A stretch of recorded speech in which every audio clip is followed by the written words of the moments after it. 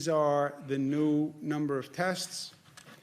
We're up to 7,000 tests, so it's a dramatic increase, 1,600 new tests.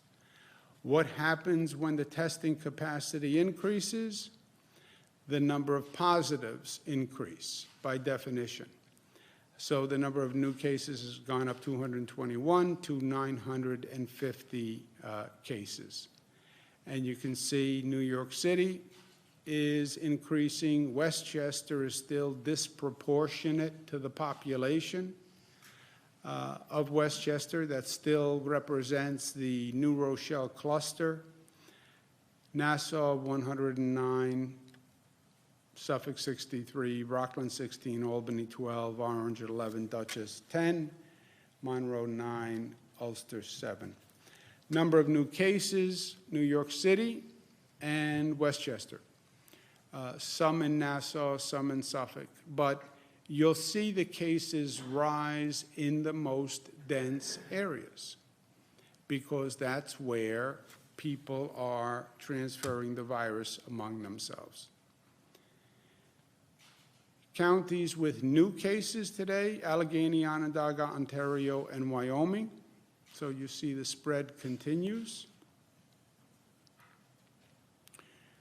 Most impacted states in the United States, we are now 950, number one in the country, 676 for Washington State.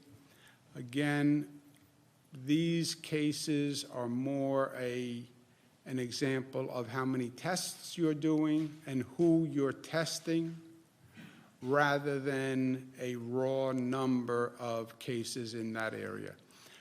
Our deaths have increased to 7.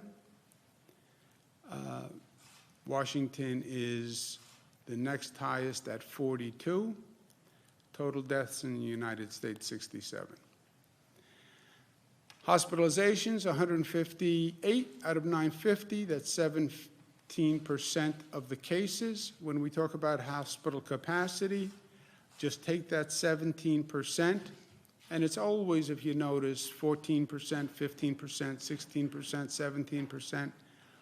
Run that 17% against whatever you think the total infected population will be. And then compare that to our hospital capacity. And that will keep you up at nights. Hey, NBC News viewers, thanks for checking out our YouTube channel. Subscribe by clicking on that button down here and click on any of the videos over here to watch the latest interviews, show highlights, and digital exclusives. Thanks for watching.